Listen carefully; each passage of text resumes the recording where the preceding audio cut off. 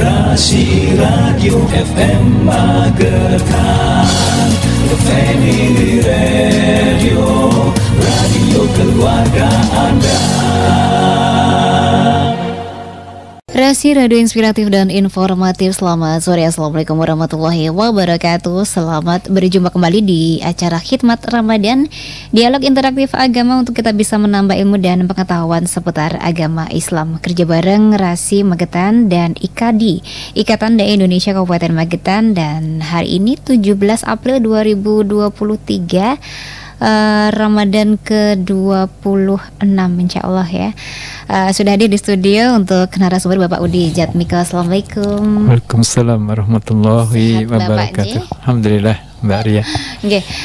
Dan untuk sore kali ini bahasan kita adalah kandungan surah Al-Alaq dan Al-Qadar.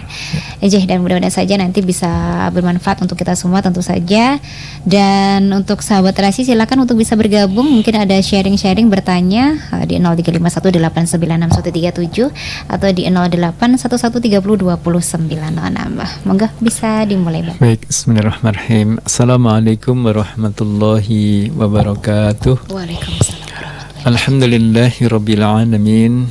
Wassalatu wassalamu ala anbiya'i wal mursalin sayyidina Muhammadin wa ala alihi wa ashabihi ajma'in, amma ba'd. Fa ya ayyuhal ibadallah, usikum wa nafsi bittaqwallah wa ta'atihi la'allakum turhamun. Mbak Maya dan sahabat Rasi yang dimuliakan oleh Allah, alhamdulillah pada kesempatan sore hari ini kita masih diberikan kemudahan oleh Allah untuk bersama-sama tawassaw bil haqqi, tawassaw bis sabr, saling menasihati tentang kebenaran dan kesabaran dalam mengarungi kehidupan yang tentu banyak hal yang harus kita hadapi, selesaikan, dan tentu juga hal-hal yang mengembirakan dan menyedihkan, tapi semuanya ini adalah bagian daripada kehidupan ini. Maka kita sadari itu dan insyaallah kita menjadi hamba-hamba yang senantiasa menikmati kehidupan itu. Sebagaimana sudah disampaikan oleh Mbak Maya tadi, kita ingin melanjutkan yang kemarin tentang rangkaian surat, mulai dari surat Ad-Duha ya Mbak. Surat Ad-Duha, surat Al-Insyirah, surat At-Tin, surat sekarang surat Al-Alaq. Nanti kita sambung sekarang surat Al-Qadar, karena masih berkaitan dengan momentum sekarang 10 hari terakhir, yang pada 10 hari terakhir itu Rasulullah menganjurkan untuk kita meraih Lailatul Qadar. Namun demikian, ketika kita dalam surat At-Tin itu agar kita termotivasi melaksanakan amal soleh, agar nanti bisa kesinambungan amal itu kepada kita, surat Al-Alaq ini menekankan kepada memberikan semangat untuk menuntut ilmu, karena ilmu itu bagian dari kualitas dari amal itu. Jadi amal yang dilaksanakan tanpa ilmu itu adalah mudah untuk diselewengkan atau mudah untuk menyimpang, karena pada prinsipnya seluruh apapun di dunia ini itu perlu ilmu, ya, termasuk apalagi dalam ibadah, dalam urusan-urusan akhirat, maka perlu ilmu. Maka dalam surat Al-Alaq ini surat yang ayat dari bagian surat Al-Alaq ini, ayat 1 sampai dengan ayat ke-5 ini adalah surat pertama kali yang diturunkan oleh Allah Subhanahu wa taala, yang ketika Allah menurunkan surat ini, maka perintah yang pertama itu adalah Iqra. Iqra itu bacalah. Ternyata habis ayat ini ada surat Al-Qalam. Ya, Al-Qalam itu artinya pena. Jadi artinya mengawali turunnya ayat-ayat yang lain ini, Allah Subhanahu wa taala menekankan tentang pentingnya membaca Iqra dalam makna yang luas, dan juga Al-Qalam, menulis, karena ilmu itu ada dua itu, membaca dan menulis. Membaca saja mungkin itu nanti hanya berkutat pada seseorang yang menuntut ilmu, itu pun nanti mungkin juga ada hal-hal yang terlupakan atau hal-hal yang hilang dari apa yang dia pernah baca itu. Tetapi kalau sudah menulis, dan itu kebiasaan para ulama dulu ketika beliau itu bukan hanya sekedar memahami sesuatu, tapi menulis sesuatu, sehingga tulisannya sampai sekarang masih bermanfaat bagi generasi berikutnya. Karena ini pentingnya ilmu begitu. Kalau nggak ditulis sesuatu atau menulis kembali, ya menulis apa yang telah dibaca dan dipikirkan dan direnungkan dalam sebuah proses akumulasi menjadi sebuah ilmu. Dan menurut para ulama ini perlu diwariskan dengan bentuk apa? Tulisan. Kalau tidak ditulis, tentu kita tidak akan bisa mengambil pelajaran ilmu dari para ulama itu. Maka seperti yang dimakan oleh Allah, Mbak Maya, bagi kita kalau kita ingin memahami tentang surat Al-Alaq ini adalah mungkin ada dua sisi besar. Yang pertama adalah bagaimana penekanan untuk kita tholabul ilmi, mencari ilmu dengan simbolnya membaca dan menulis.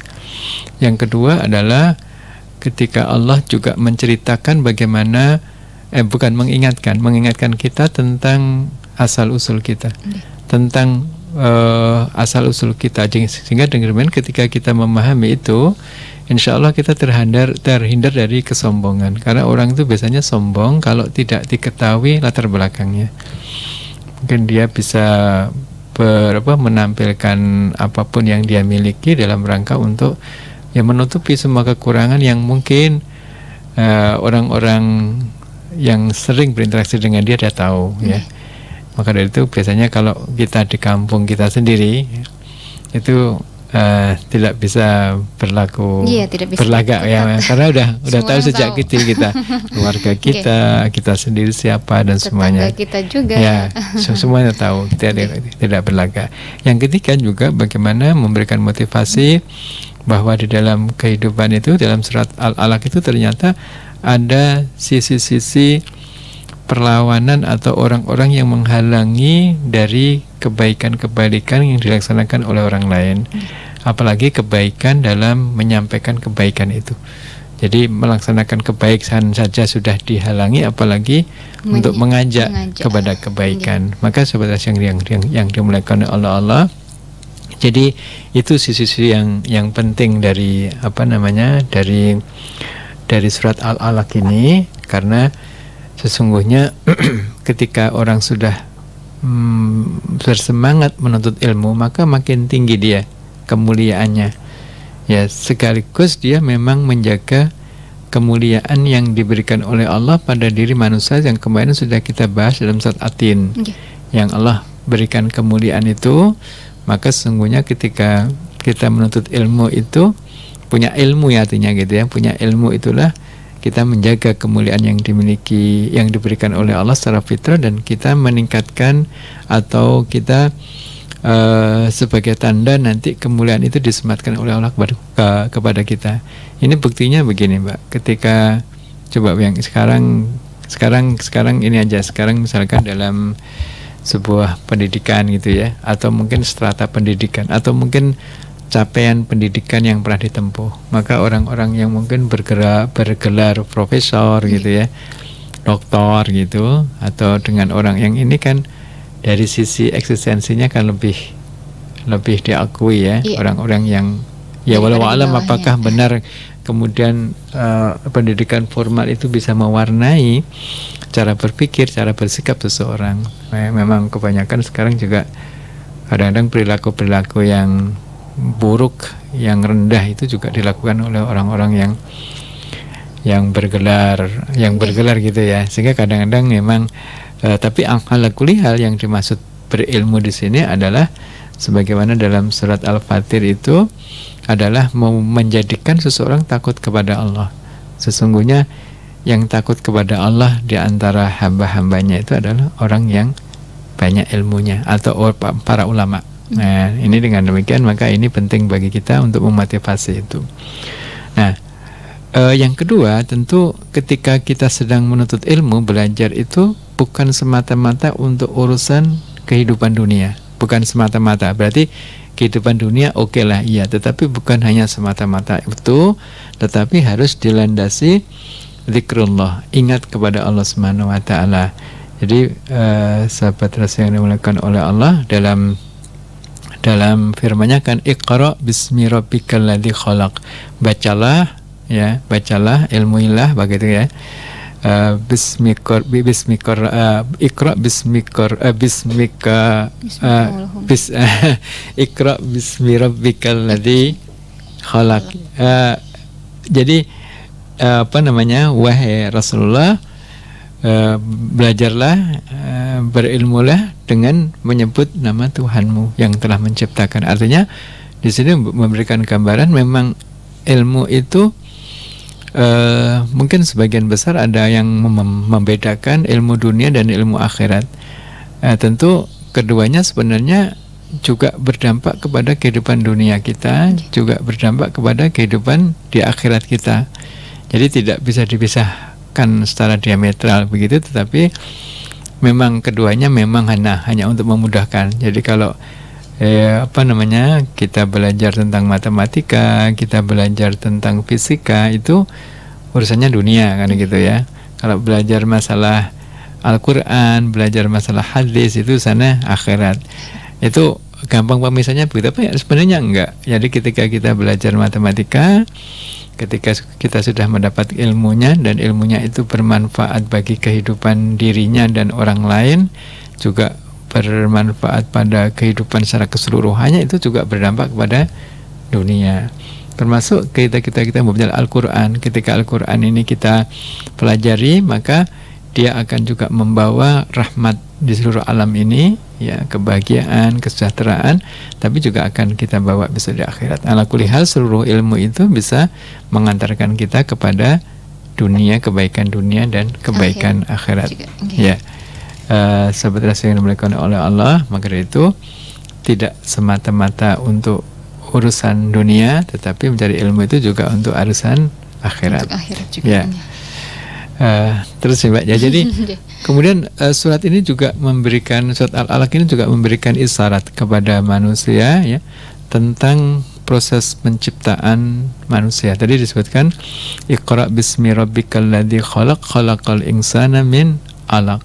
Dia yang telah menciptakan iman manusia dari segumpal darah. Artinya memang prosesnya sebenarnya manusia itu siapa? Maka ketika Allah menceritakan prosesnya ini, ya, proses penciptaan manusia ini, maka kemudian dia akan menyadari tentang dirinya itu siapa. Ketika dia tahu dirinya siapa, maka dia akan terhindar dari kesombongan. Maka orang sombong itu sebenarnya adalah orang yang lupa terhadap asal usulnya dulu, mungkin ya, baik dari sisi zahir jahiliyahnya di dunia, ya, dulu dia siapa, begitu sebelum jadi seperti ini siapa, itu dia lupa. Biasanya dia bisa jadi jambong, atau mungkin secara mendalam, yaitu dulu dia itu diciptakan dari apa, kemudian dia sebelumnya jadi apa, itu sehingga menjadikan seseorang itu bisa kalau lupa sombong. Nah, itu sahabat yang dimuliakan Allah, kira-kira sekilas dari surat Al-Alaq ini. Tapi kesimpulannya tadi di antara salah satu di antaranya memang nanti di dalam kita menuntut ilmu, di dalam kita untuk mengajak kebaikan itu tetap ada penghalangnya. Di sini dalam surat Al-Alaq juga disebutkan ada orang yang menghalang-halangi untuk sholat, untuk menghalang-halangi untuk berbuat baik. Maka dari itu ketika kita nanti mengalami seperti itu, tentu hal-hal yang kita tetapkan dalam diri kita, maka hendaklah kita tetap istiqomah, tetap dalam tidak perlu terpengaruh dari halangan-halangan itu. Ya, wallahu a'lam bishawab. Berusaha dengan semua tenaga untuk tidak terpengaruh dengan halangan-halangan tadi, ya.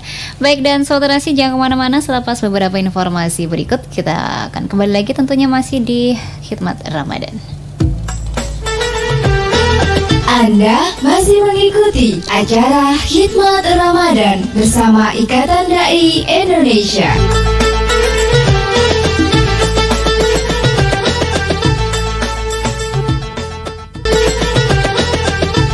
Iya, saudara Sirima Kita dan seputarnya masih di Khidmat Ramadan bersama dengan Bapak Udi Jatmiko dan kandungan surat Al-Alaq dan Al-Qadar, ya. Oke, dilanjutkan.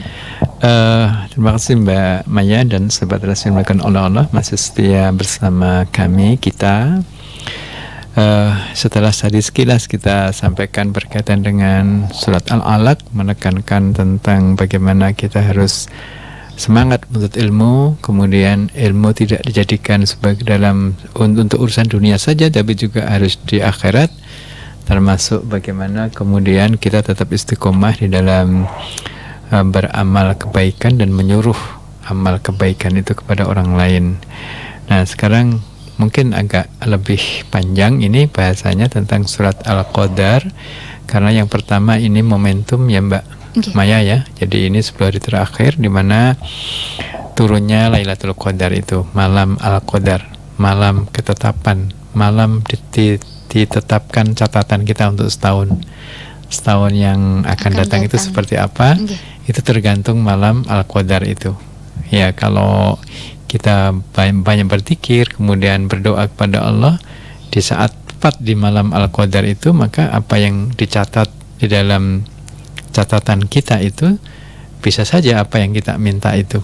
Ya, sehingga mungkin orang yang mendapatkan Lailatul Qadar itu kehidupannya lebih baik dari kehidupan-kehidupan sebelumnya, karena memang dia meminta kepada Allah di saat Allah tetapkan takdirnya itu, qadarnya itu. Nah, sahabat yang dimuliakan oleh Allah, jadi pelajaran yang bisa kita ambil dari surat Al-Qadar ini, yang pertama adalah tentang keutamaan Lailatul Qadar dulu. Lailatul Qadar itu ya malam Al-Qadar atau ya Lailatul Qadar. Kalau malam Lailatul Qadar yang sudah sering kita mendengarnya, berarti itu penyebutannya 2 kali, malam-malam Qadar.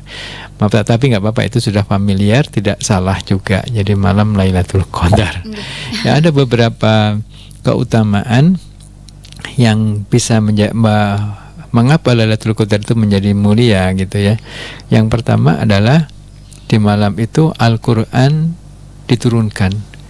Jadi Al-Qur'an itu diturunkan secara seluruhnya ya, total yang sekarang ada yang kita kenal dengan Al-Qur'an, bukan mushafnya, bukan kitabnya ya, tetapi substansi makna semua ajaran-ajaran yang ada itu diturunkan oleh Allah dari Lauh Mahfuz ke langit dunia atau Baitul Izzah atau di langit dunia. Nanti kemudian dari langit dunia itu diturunkan secara berangsur-angsur sesuai dengan kebutuhan dalam kehidupan manusia. Jadi Al-Qur'an diturunkan itu memberikan solusi, bukan memberatkan, bukan hanya sekedar menyuruh ya, tetapi memberikan solusi. Nah, permasalahan manusia dari tahun ke tahun terus itu kan senantiasa berulang-ulang ya. Mungkin permasalahan saya juga pernah dialami oleh yang lainnya. Juga Mbak Maya juga demikian. Jadi ketika kita menyadari seperti itu, sebenarnya kita menjadi tenang. Oh, ke aku tok ya, misalnya gitu. Kenapa dia juga mengalami seperti saya tapi kuat dia? Kenapa saya mengalami seperti dia tapi saya kok agak lemah? Berarti saya harus kuat. Nah, kan begitu kan. Jadi inilah yang kemudian memberikan gambaran kepada kita bagaimana Al-Qur'an ini diturunkan sebagai solusi dalam kehidupan seluruh manusia ini. Dan ini diturunkan ya, permulaan turunnya Al-Qur'an itu yang pertama kali surat Al-Alaq tadi itu melalui malaikat Jibril yang mulia kepada Nabi, kepada seseorang yang sudah sejak sebelum lahir sudah dipilihkan semua, sudah dijaga, sudah dipilih, bahkan sudah dikabarkan akan kedatangannya, kemuliaannya itu, siapa bapaknya, lahir di mana, terus kemudian dalam proses kehidupan sejak kecil itu ikut siapa, sampai kemudian penjagaannya oleh Allah terus sampai kemudian pada titik kesempurnaan sebagai manusia pada umur 40, maka Al-Qur'an ini diturunkan kepada beliau ya, di Nabi Muhammad SAW ya, untuk umat yang mulia. Artinya umat yang nanti ketika dia mengambil Al-Qur'an ini sebagai pegangan hidupnya, maka dia akan menjadi orang mulia. Nah, seperti yang dimuliakan oleh Allah, itulah kemuliaan Lailatul Qadar karena Al-Qur'an. Maka siapapun yang bersama Al-Qur'an akan mulia. Nah, ya, jadi nama, tempat, orang, semuanya yang ada Al-Qur'annya itu mesti akan mulia.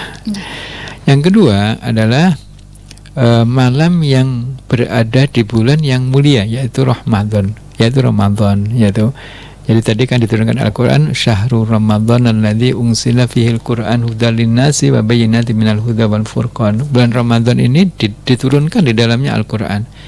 Tadi turunkan Al-Quran tadi di awal sudah kita sebutkan itu Lailatul Qadar, kan begitu ya. Maka dari itu kemuliaannya karena dia berada di bulan yang mulia, yaitu Ramadan. Kemudian yang ketiga, ketaatannya. Jadi melakukan ketaatan itu bisa dilipat gandakan pahalanya 1000 seperti 10 bulan. 83,3 tahun lah kira-kira kalau dibagi begitu ya, 1000 bulan bagi 12 itu dapatnya 83,33 tahun lah. Jadi maka kemarin yang ditanyakan oleh Pak Warno ya, berkaitan dengan usia dan umur, ingat nggak Mbak Maya ya? Itu ingat. Mungkin saya lebih bisa menekankan di sini ya tentang jawaban itu. Memang ada beberapa pendefinisian yang tentang usia dan umur ya. Yang pertama dari sisi bahasa, ahli bahasa itu tidak membedakan arti usia dan umur. Hanya saja dia mengatakan bahwa usia itu dari bahasa Sanskerta. Kalau kita kenal Yuswa itu juga sama dengan usia. Itu kan artinya kita memahaminya umur itu dari bahasa Sanskerta. Dari bahasa, kemudian umur itu dari bahasa Arab. Ya, umur dari bahasa Arab berarti keduanya dari sisi bahasa itu oleh ahli bahasa dianggap sama, nggak ada perbedaannya. Tapi ada yang membedakan lagi. Ini dari pendapat terkait dengan definisinya. Tadi dari sisi bahasa ya, definisinya itu dibedakan begini. Kalau umur itu adalah jatah waktu yang ada pada makhluk itu dari dia ada, kalau manusia dari dia lahir sampai dia tidak ada, dari dia mati. Itu umur namanya. Nah, usia itu adalah umur yang sudah dilalui. Yang di belakang ya. Yang sudah dilalui. Sekarang Mbak Maya usia 30 ya. 39. Masih muda. Jadi sekarang Mbak Maya 39. Berarti usianya 39. Nah, umurnya berapa nggak tahu. Umurnya nanti nggak tahu. Kapan, gitu. Sampai kapan. Jadi ada yang membedakan definisinya begitu. Jadi umur itu usia itu adalah umur yang sudah dilalui. Makanya kalau ulang tahun ya itu disebut usianya berapa gitu ya. Bukan yang tepat bukan umur tapi usianya. Itu menurut definisi tadi. Tapi para ulama juga ada yang secara maknawi ya menyampaikan bahwa sesungguhnya usia dan umur itu juga berbeda. Jadi kalau usia itu masa yang telah dilalui lewat peredaran matahari atau bulan atau lewat waktu itu usia. Jadi usianya berapa? 10 tahun, 20 tahun, 50 tahun itu usia. Nah, kalau umur itu adalah kadar kebaikan yang dilaksanakan untuk memakmurkan hatinya. Ulangi. Jadi kalau umur itu adalah kadar kebaikan yang dia lakukan. Jadi makin banyak kebaikan yang dilakukan, berarti makin panjang umurnya. Ya. Maknanya begitu ya. Maknanya begitu. Nah, kita coba bisa bayangkan tadi kembali ke Lailatul Qadar. Mungkin umur kita pasti bisa jadi lebih panjang kan? Bisa. Ya, karena coba bayangkan kita sholat di malam Lailatul Qadar itu sama dengan sholat 83 tahun, 3 terus menerus. Ditambah berarti usia kita gitu aja ya. Tambah usia kita kalau kita setiap tahun dapat katakannya ya, dan usia kita dapatnya 10 tahun katakanlah, sudah 830 tahun itu kita 10 tahun ya. Panjang kan usia kita, umur kita panjang. Dari kemarin ini untuk penguatan jawaban dari Pak Pak Warno aja. Pak Warno ingin bergabung loh dari tadi. Coba kita angkat dulu ya. Halo, assalamualaikum. Waalaikumsalam warahmatullahi wabarakatuh. Monggo. Iya, begini Pak Udi. Saya itu pada saat iktikaf, saya itu sering membaca doa Allahumma innaka afun karim tughilfu afa fa'fu anna. Jadi saya baca fa'fu anna, tidak fa'fu anni, dan saya baca terus menerus seperti dzikir itu. Ini bagaimana, boleh atau enggak? Mohon penjelasan. Assalamualaikum warahmatullahi wabarakatuh. Waalaikumsalam warahmatullahi wabarakatuh. Ya, Pak Warno, alhamdulillah ini mudah-mudahan tadi juga mendengarkan apa yang kita jelaskan tentang usia dan umur tadi ya. Oke, kita jawab dulu ya Mbak ya. Oh ya, secara bahasa Pak Warno sebenarnya maknanya kalau pakai ini Allahumma innaka afuwun tuhibbul afa fa'fu anni, itu saya itu sendiri pribadi.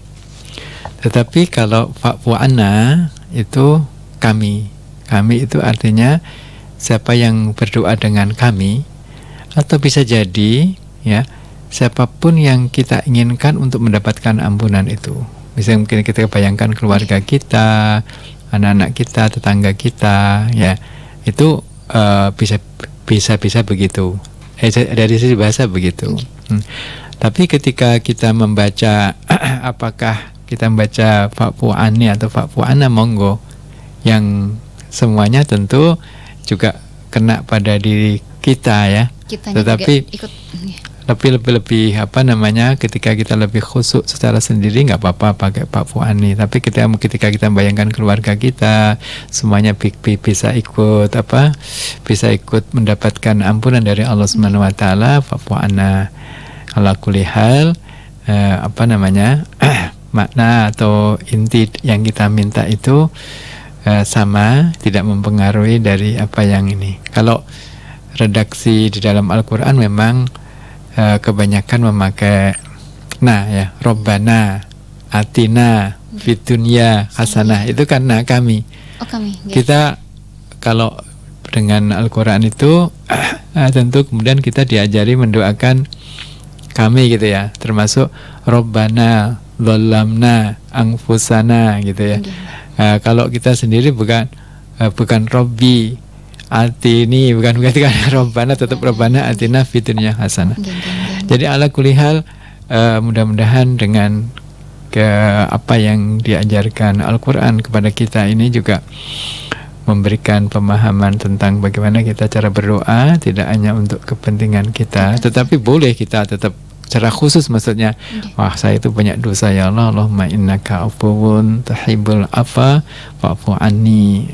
Memang hadisnya begitu, fa'fu anni ya. Baik, dan selepas beberapa informasi berikut kita masih akan kembali, tentunya masih di Khitmat Ramadan. Jangan kemana-mana. Anda masih mengikuti acara Khitmat Ramadan bersama Ikatan Dai Indonesia. Ya, Sobat Nasi Makanan dan seputarnya masih di Khitmat Ramadan bersama Bapak Udi Ijatmiko, dan mungkin kita tinggal kesimpulan ya Pak Udi.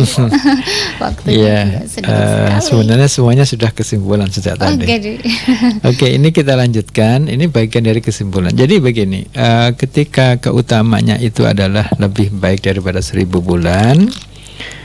Ini ada hadis yang menyebutkan bagaimana ketika sampai bisa menghapus semua dosa yang terdahulu. Coba bayangkan Mbak, kan dosa itu bisa dihapus dengan amal soleh kita kan. Setiap kita melakukan kebaikan itu menghapus keburukan. Cuma nanti ada beberapa dosa yang besar itu harus tobat dan istighfar ya. Tapi amal kita yang kita lakukan, zikir, sholat kita itu secara otomatis menghapuskan keburukan kita. Menghapus ya? Iya. Ini ada makan seperti man shoma ramadhana imanan wahtisaban ghufira lahu ma taqaddama min dzambi. Itu puasa kita kalau dengan iman dan dengan sungguh-sungguh mengharapkan doa dari Allah, maka semuanya terhapus dosa-dosa kita. Saya pikir hanya sekedar kayak menambah timbangan kebaikan dan dosa kita tetap dosa. Ya, itu di dalam Al-Quran juga disebutkan bahwa amal perbuatan kebaikan itu menghapuskan keburukan. Memang ada amal yang memang saking besarnya itu ya, itu tidak terhapus, tidak bisa terhapus dengan mungkin amal kecuali dia harus memohon pengampunan dari Allah Subhanahu wa taala dengan taubat dan itu. Ini ayat begini, man yakum lailatal qadri imanan wahtisaban ghufira lahu ma taqaddama min dzambi. Siapa yang terjaga pada malam Lailatul Qadar, artinya bangun ya, udah sholat, ada zikir macam-macam gitu ya, karena dengan iman dan mengharapkan pahala dari Allah, maka dosa-dosa yang telah lalu itu diampuni oleh Allah Subhanahu wa taala. Enak kan gitu kan? Iya. Sehingga dengan demikian surat ini sebenarnya Al-Qadar ini memberikan motivasi kepada kita kaum muslimin agar bersemangat meraih kemuliaan melalui peningkatan kebaikan di setiap waktu sampai 1083 tahun tadi. Apalagi di bulan Ramadan ini pahala amal-amal itu dilipat gandakan oleh Allah Subhanahu wa taala. Dan Rasulullah SAW bersabdakan, Nabi sallallahu alaihi wasallam, idza dakhalal ashru syadda mi'zarah wa ahya lailahu wa iqadha ahlahu. Apabila Rasulullah SAW memasuki 10 terakhir di bulan Ramadan, beliau mengencangkan ikat sarungnya. Maksudnya ya agak meninggalkan urusan dunia itu, menghidupkan malam dengan baca Quran dan sholat, membangunkan keluarganya. Nah ini hal-hal yang tentu melihat Rasulullah saja seperti itu, yang sudah dijamin masuk surga, sudah diampuni dosanya, sudah dijaga oleh Allah dari segala perbuatan, itu masih melakukan seperti itu. Apalagi kita yang masih berbanyak dosa-dosa kita, sehingga seperti yang dimulakan oleh Allah, ini masih ada waktu ya, kira-kira 4 hari. Ini tanggal 26 ya, 3 hari ya, 3-4 hari. Kalau nanti usianya 29 berarti 3 hari. Monggo kesempatan kita untuk bangun di waktu malam, untuk sholat, untuk membaca Al-Quran, untuk berzikir pada Allah, berdoa. Ya Allah nanti akan mengabulkan doa kita. Allah mentakdirkan kita lebih baik untuk tahun ini, tahun yang kita jalani ini karena Ramadan. Wallahu a'lam bishawab. Aqulu qouli hadza astaghfirullahal adzim li wa lakum wa qur rabbighfir warham wa anta khairur rahimin.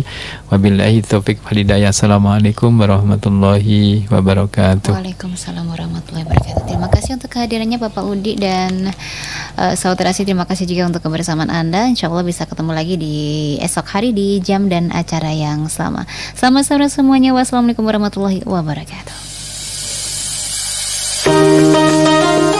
Terima kasih, baru saja Anda ikuti Khidmat Ramadan. Acara ini dipersembahkan oleh Radio Rasi FM Magetan dan bekerja sama dengan Ikatan Dai Indonesia Magetan.